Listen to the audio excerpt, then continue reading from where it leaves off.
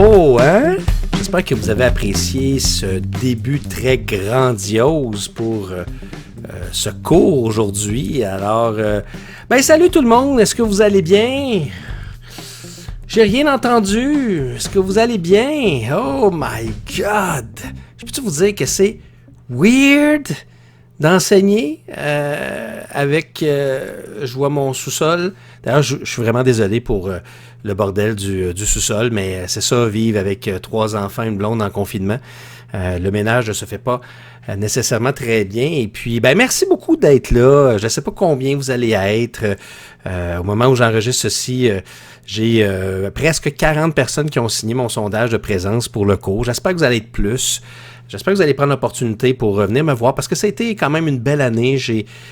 J'aurai l'occasion de vous faire mon petit mot à la fin complètement de l'année scolaire. Ça n'a pas été une année qui était nécessairement facile pour moi pour différentes raisons, mais c'était une de mes plus belles années que j'avais au niveau de mes cours, de mes élèves, même si des fois je vous appelais affectueusement mes zombies. C'est rien à comparer de ce que je vis présentement alors qu'il n'y a personne devant moi. Bon, OK. Là, je me suis promis de vous faire des cours qui n'allaient pas être trop longs. Fait que c'est une promesse que je vais essayer de tenir. Vous savez que j'ai de la difficulté à ne pas parler beaucoup. Par contre, je n'aurai pas vos questions. Je vous invite encore une fois à aller voir le plan de travail parce que cette semaine, il va y avoir 2 cours plus une troisième vidéo. La troisième vidéo sera la vidéo explicative du projet, du rapport final du projet bourse. Vous savez, ce fameux projet qu'on a commencé en décembre. Vous allez avoir un rapport final à me remettre en suivant des directives qui sont bien précises et que j'ai travaillé fort pour mettre dans un document, mais en même temps, je vais vous expliquer le travail. Je vous invite fortement si vous avez des questions par rapport au cours d'aujourd'hui, par rapport aux travaux à remettre, par rapport à n'importe quoi, vous avez 2 options. En fait, vous avez 3 options. Soit vous écrivez dans la description, sous cette vidéo, vous pouvez m'écrire vos questions. C'est sûr que là, il y en a qui vont dire tout le monde va pouvoir voir mes questions, mais d'une certaine façon, c'est pas si grave parce que votre question sera peut-être la question de bien d'autres personnes. C'est la même chose comme en classe. Deuxième chose, vous pouvez m'écrire des courriels. J'essaie de répondre aux courriels le plus rapidement possible. Je les reçois sur ma montre. Regardez comment elle est magnifique. Je les reçois sur mon téléphone cellulaire et je me fais un malin plaisir d'essayer de vous répondre le plus rapidement possible. N'oubliez pas que je travaille pour vous. Donc, c'est sûr qu'à moins que vous m'écriviez à 3 heures du matin, je vais essayer de vous répondre le plus rapidement possible.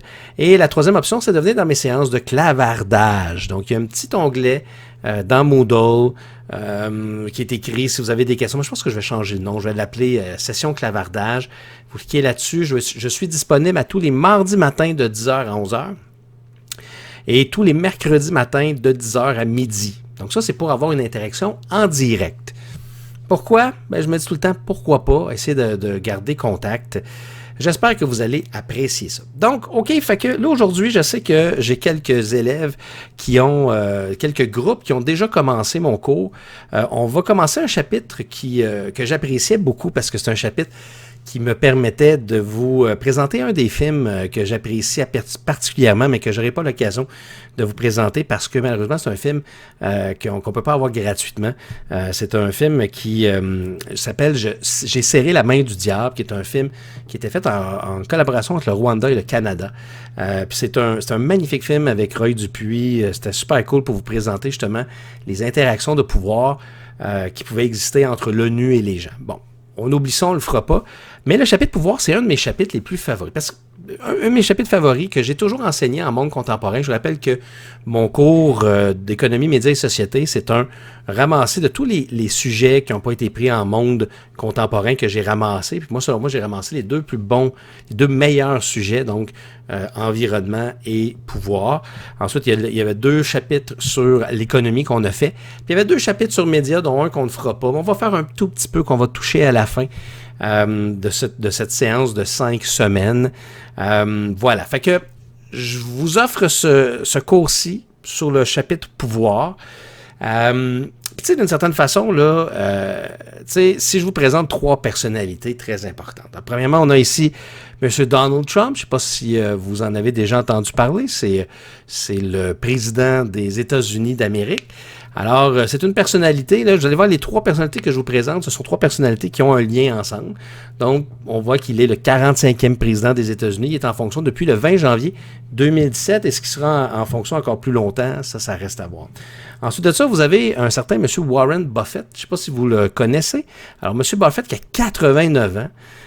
Comme vous pouvez voir, qui est le président directeur général de probablement une des plus grandes entreprises du monde entier. En fait, c'est l'homme le plus riche de la planète.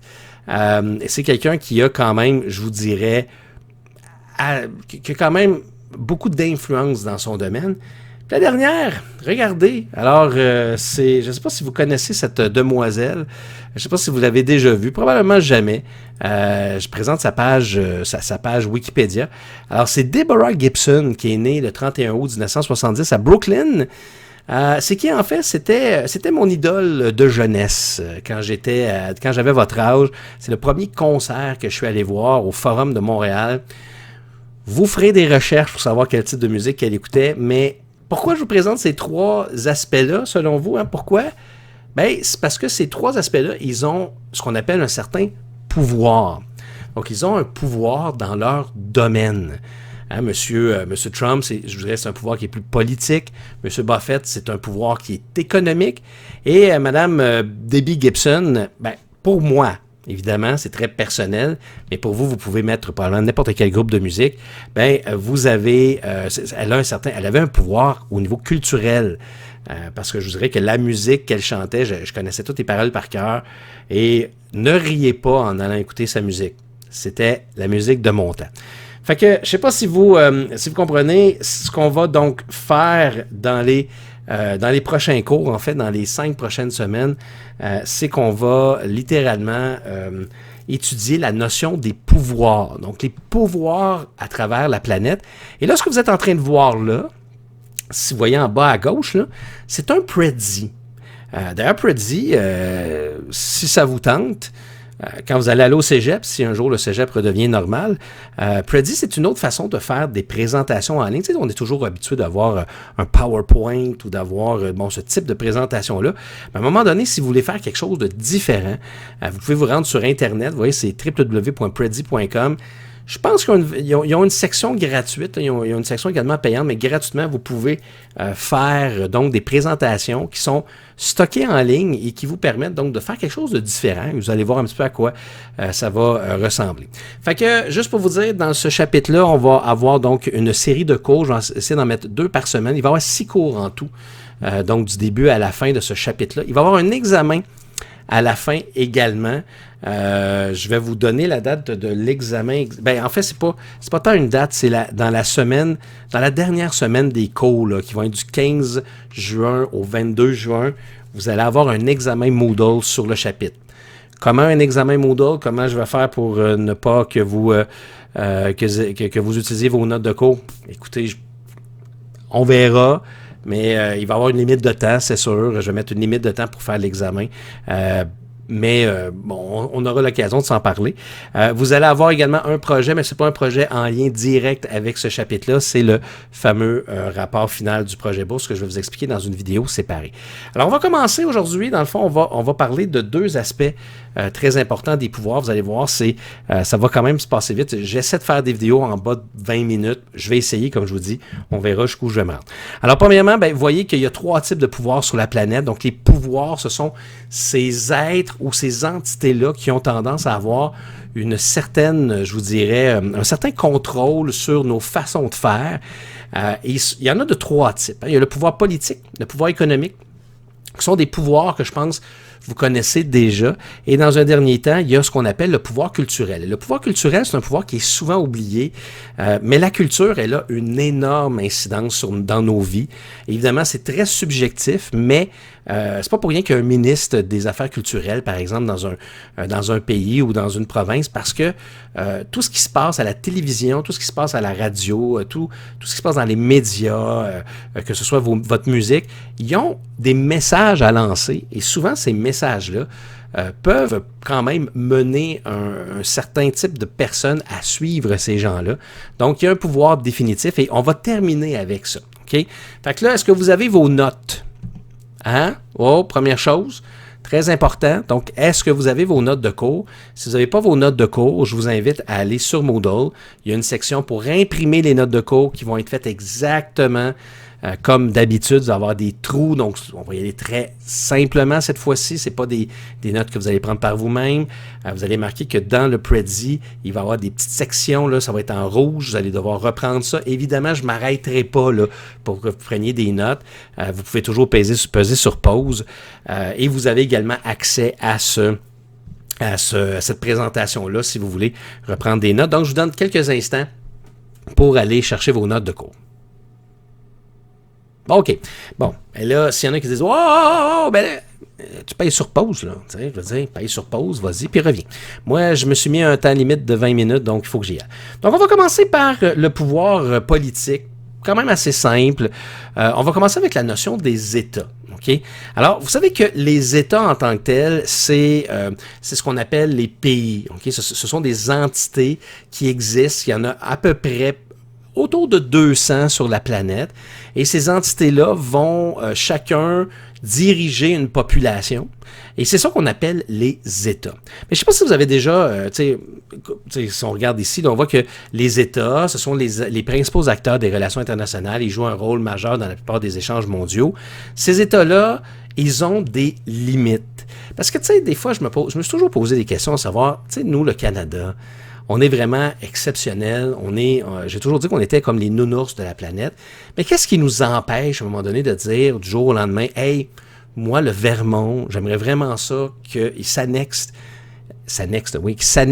au Canada, alors on va aller l'envahir. » Alors, c'est ce qu'on appelle des limites. Tu sais, que ce soit les États-Unis, même les États-Unis, Donald Trump, là, malgré tout ce qu'on peut penser de lui, il ne peut pas faire ce qu'il veut. Okay? Il va avoir des limites qui vont faire en sorte qu'il va, d'une certaine façon, fonctionner. Je dirais pas qu'ils vont marcher sur des œufs, mais ils vont faire très attention. Et tout ça tourne autour de ce qu'on appelle le principe de la démocratie. La démocratie, c'est le fait qu'après un certain temps, on peut voter pour enlever ou pour laisser un dirigeant en place. Et ça va dépendre évidemment de la manière qu'il va avoir fonctionné dans les dernières années. Fait que je vous donne un exemple de ça. Première limite qu'ils ont, les États, okay, pour ne pas faire ce qu'ils veulent. Donc, on va prendre l'exemple des États-Unis, par exemple, Donald Trump, qui pourrait décider du jour au lendemain de s'attaquer au Canada. Bien, il y a des choses, il y a des limites extérieures qui vont faire en sorte qu'ils ne vont pas nécessairement pouvoir faire ce qu'ils veulent. Parce que si, par exemple, les Américains décidaient de venir nous envahir, mais c'est automatique, il y aurait une panoplie de pays qui viendraient mettre des embûches, vraiment venir nous protéger, parce qu'on a des amis, que ce soit en Europe, on a des amis un petit peu partout à travers le monde, on n'accepterait jamais ça. On appelle ça des promesses et des menaces des autres pays. Ça arrive souvent. Puis je ne sais pas si vous vous souvenez, là, mais il n'y a pas tellement longtemps, tu sais, par exemple, ce qui se passait au Moyen-Orient, le président Trump, au début de son mandat, je me souviens plus exactement c'est quoi qui s'est passé, mais tu sais, Donald Trump a dit « Hey, si vous faites ça, on va envoyer nos soldats, on va aller vous taper ses doigts. » Donc, il y a toujours ce qu'on appelle ça la balance du pouvoir qui va exister d'une certaine façon entre les gens au pouvoir et leurs amis ou ennemis qui sont à l'extérieur. Ça, c'est ce qu'on appelle les promesses et les menaces. Il y a également des sanctions commerciales, des embargos, des invasions armées.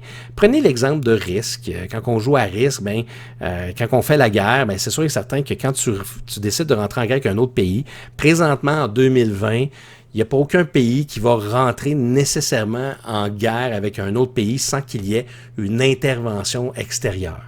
Je ne sais pas si vous avez remarqué, d'ailleurs, il n'y a presque pas de guerre interpays. C'est surtout des guerres qui sont civiles. Puis s'il y a des guerres interpays, souvent ce sont des pays qui n'ont pas vraiment d'impact dans la vie des pays riches en tant que tels. Mais bon, première chose, vous devez savoir, donc, il y a des limites extérieures qui font en sorte que les pays ne peuvent pas faire ce qu'ils veulent à l'extérieur de leurs frontières. Puis vous avez compris également qu'il y a ce qu'on appelle des limites intérieures. Fait que le président Trump, malgré tout ce qu'on peut penser, que ce soit même Justin Trudeau, il peut pas faire ce qu'il veut.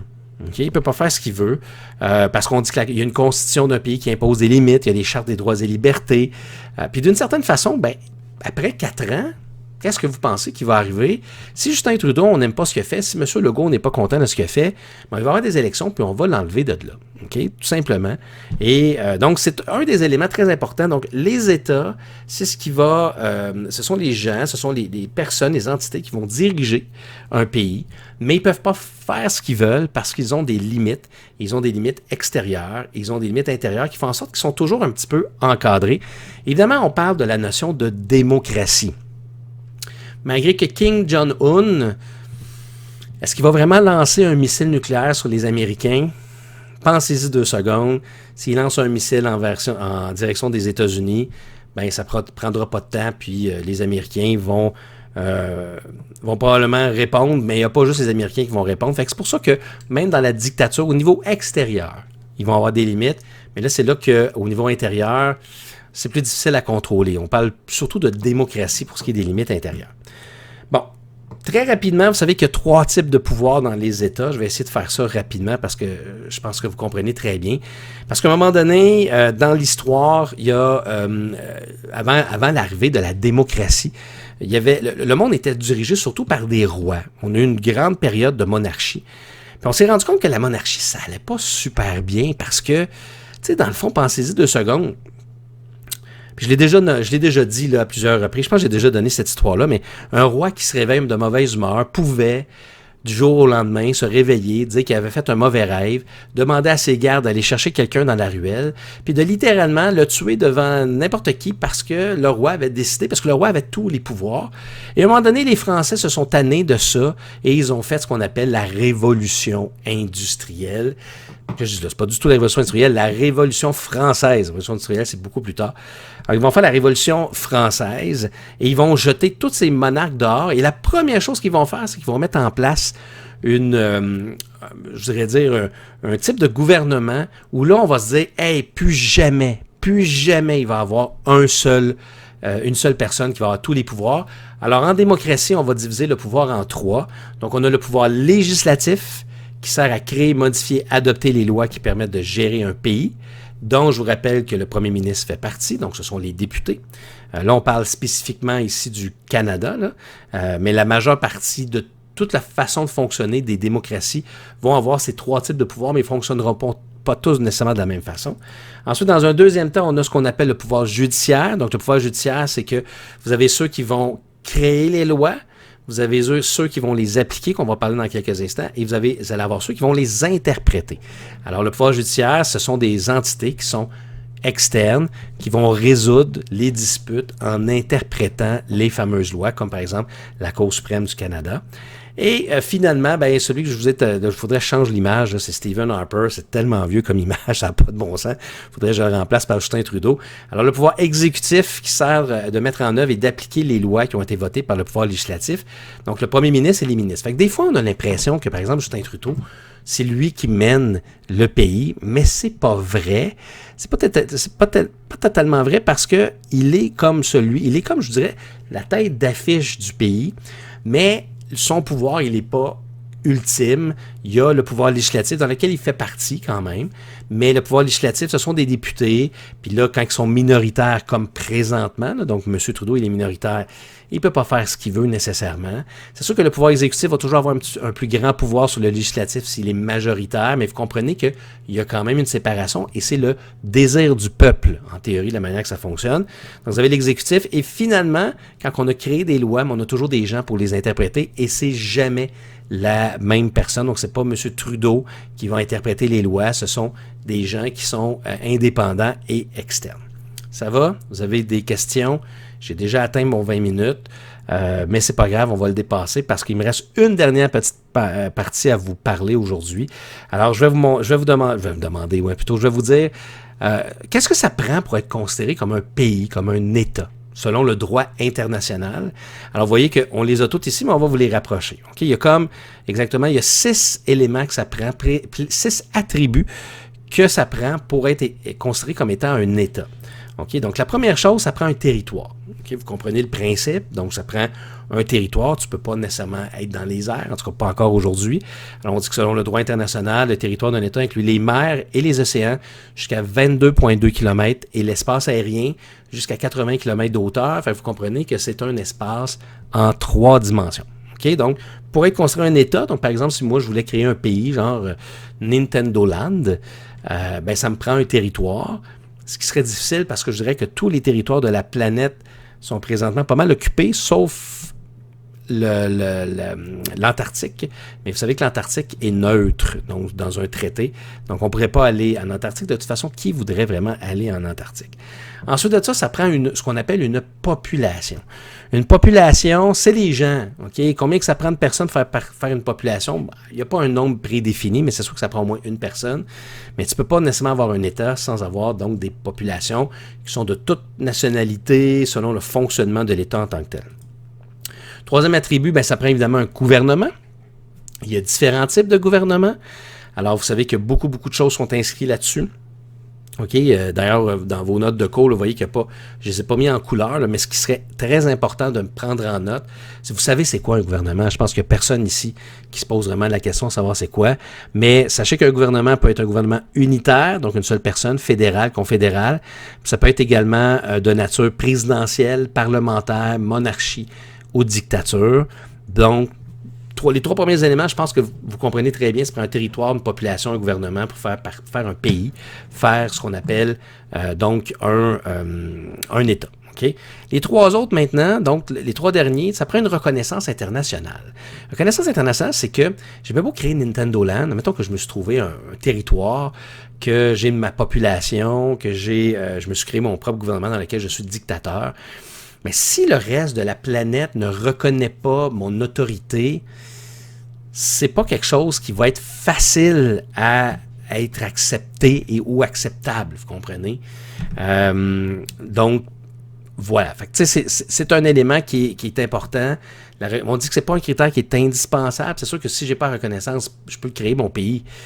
Mais ça va énormément aider parce que présentement, en tout cas, avant tout ce qui s'est passé, je vous dirais que la mondialisation, c'est un des éléments qui étaient les plus importants pour faire du commerce avec l'extérieur.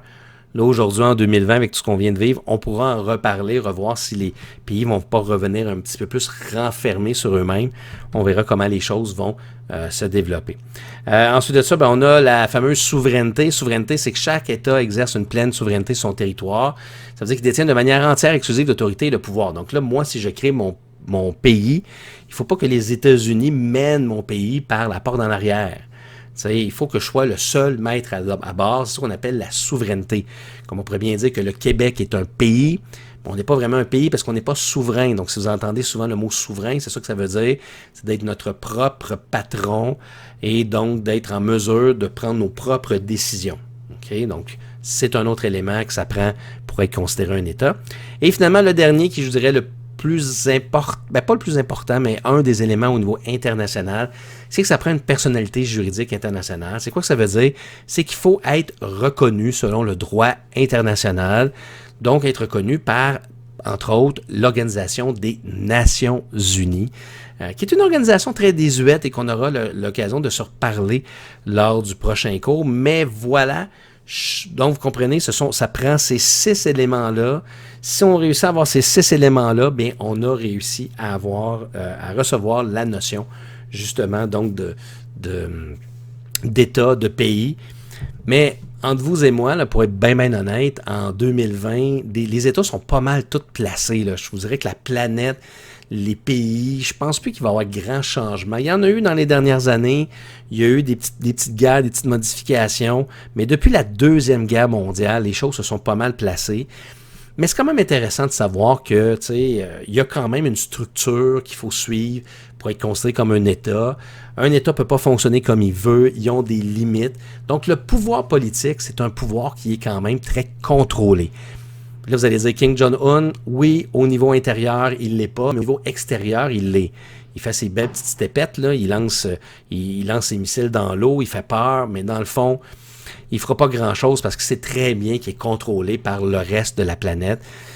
C'est juste des fois, c'est comme Kim Jong-un nous fait toujours penser à un petit élève de secondaire 1 qui veut montrer qu'il est plus grand qu'il l'est vraiment. Tout ça pour montrer qu'il est vraiment puissant, mais que dans le fond, il fait pas si peur que ça. Voilà, bon, ben c'est pas si pire, hein? 25 minutes, je me suis quand même bien contrôlé. Donc ça, c'était mon premier cours. Au prochain cours que je vais mettre en ligne, ça se peut que ce soit peut-être une journée ou deux après celle-ci. On va parler des organisations de pouvoir. Je ne sais pas comment je vais faire pour faire ça en 25 minutes, mais je suis capable. Je vais vous parler de l'Organisation des Nations Unies. Je vais vous parler également du G7, du G8. Ben, en fait, c'est le G7 et le G20, qui sont des organisations économiques très importantes. Fait que j'espère que vous avez apprécié. Je vous invite à aller voir votre plan de travail. Dans votre plan de travail, donc, vous voyez à peu près tout ce que vous avez à faire cette semaine. Vous avez donc, vous voyez, télécharger, imprimer les notes de coach chapitre pouvoir, le lien de téléchargement qui se trouve dans la section. Regardez les 2 cours en ligne. Le lien est à venir parce qu'évidemment, je suis en train d'enregistrer la vidéo, fait que je ne peux pas la mettre là. Imprimer les documents et faire, afin de faire le projet bourse que je vais vous expliquer dans une vidéo qui va arriver d'ici la fin de la semaine. Parce que la date de remise, c'est le 8 juin. Donc, vous avez quand même encore du temps pour le faire. Vous avez lire les pages du manuel monde. Là, c'est très important. Je vais vous présenter ça parce que je me suis rendu compte avec mon fils que des fois, il y en a qui ont de la difficulté. Donc, le manuel monde, vous cliquez ici. Vous allez arriver sur le site. Vous êtes supposé arriver ici. Des fois, ça ne fonctionne pas. Okay, le lien ne fonctionnera pas. Moi, ça fonctionne très bien sur mon ordinateur, mais parce qu'il y en a des fois qui vont cliquer là-dessus et ça va leur amener sur la page pour s'enregistrer sur le site de la Chenelière. Ce que vous faites là, c'est que vous droite-cliquez, vous faites ouvrir le lien dans une fenêtre en navigation privée, okay, et ça va fonctionner. Okay. Là, je ne peux pas vous le montrer, mais je peux vous dire que ça va fonctionner. Vous allez être en mesure d'ouvrir la fameuse, le cahier monde en question, et vous allez être en mesure de faire ce que je vous demande. Ce que je vous demande cette semaine, c'est pas trop dur, hein, c'est d'aller lire les pages 228 à 231 de ce manuel. Et à la page 231, vous avez des petites questions. Et les questions, qu'est-ce que vous faites avec ça? Ben, si on revient en arrière, vous allez voir ici, là évidemment, présentement, tous les éléments sont cachés parce qu'ils vont être disponibles à partir du 19 mai. Mais vous, ça va tout être visible et vous allez voir ici transcription des réponses de la page 231 du manuel monde. Donc, c'est là que vous allez m'écrire vos réponses. N'oubliez pas de me les soumettre, c'est très important. Et vous allez avoir les consignes du rapport. Bon, donc, c'est tout ce que je vous demande, sans oublier un dernier élément qui est très important, c'est de faire le travail que j'avais donné lors de la fermeture initiale qui s'appelle « Devrions-nous sortir notre argent de la bourse ?» Ceux qui l'ont déjà fait lorsque l'école était fermée avant le 19 mai, bien, si ce travail-là est déjà fait pour vous, sinon les autres, bien, je vais vous demander de le faire. Le lien va également être dans cette section-ci. Et ça va être comme ça à toutes les semaines. Fait que voilà, mesdames et messieurs. Merci beaucoup de m'avoir écouté. Si vous avez des questions, vous savez comment me rejoindre. Vous pouvez laisser des commentaires. Mettez des pouces en l'air. Ça fait juste me montrer que vous avez apprécié ce que j'ai fait puis que vous êtes rendu à la fin de la vidéo. Puis, on se revoit très bientôt pour la prochaine vidéo de la semaine. Je vous souhaite une belle semaine, tout le monde. Puis, n'oubliez pas, je suis disponible pour répondre à toutes vos questions. Je suis vraiment triste de ne pas pouvoir vous voir, mais à tout le moins, c'était weird de donner le cours, mais ça m'a remis dedans un petit peu, on dirait. Je pense que j'ai hâte de recommencer à enseigner devant du monde. Bon, en tout cas, bref. Hey, on se revoit bientôt. Bye bye.